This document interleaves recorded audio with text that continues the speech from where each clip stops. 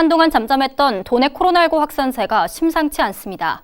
하루 사이 청주에 외국인 확진자가 3명 발생했습니다. 한 명은 해외 입국자지만 나머지 외국인은 지역사회 감염으로 다중이용시설도 다수 방문해 2차 감염 우려가 커지고 있습니다. 황정환 기자가 보도합니다.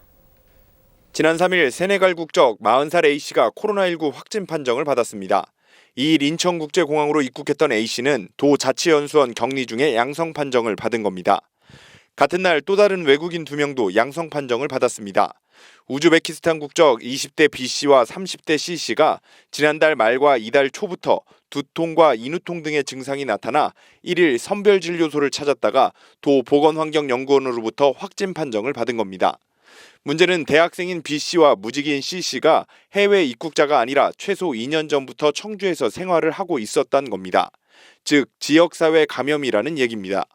보건당국 역학조사 결과 B씨와 C씨는 지난 28일 저녁 복명동 한 마트를 방문했고 그 이튿날부터 사흘 동안 복명동 대중목욕탕과 카페 등 12곳을 다녀갔습니다. 다중이용시설도 다수 방문하고 동선도 많다 보니 추가 확산 우려가 커지고 있는 실정입니다.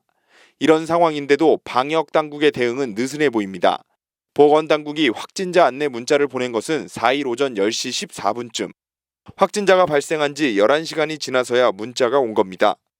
기본적인 확진자 이동 경로라도 나와야지만 우리가 브리핑을 통해서 이거를 알 수 있는 건데 빠르게 하면 계속 더 궁금하고 전화도 많이 오고 이러니까 기본적인 사항 등이 다 준비가 되면 최소한의 준비가 되면 아마 이걸 알리기 위해서. 여기에 B씨와 C씨 동선 공개에 대해서도 논란이 일고 있습니다. B씨와 C씨 동선을 함께 공개하다 보니 누가 어디를 정확히 방문했는지 알 수 없기 때문입니다. 청주 지역 인터넷 카페는 물론 시민들도 불만과 불안감을 표출하고 있습니다.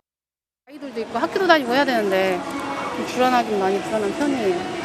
당연히 그 이동 경로라든지 이런 거는 당연히 빨리 떠야 되는 게 맞는데.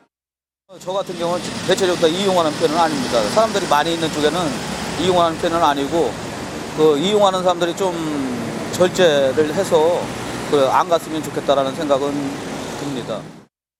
보건당국은 우선 B씨와 C씨의 동거인 3명과 지인 1명을 밀접촉자로 분류하고 검사를 의뢰한 상황. 하지만 이들의 접촉자는 추가적으로 더 늘어날 것으로 보여 2차 감염에 대한 우려가 커지고 있습니다. HCN 뉴스 황정환입니다.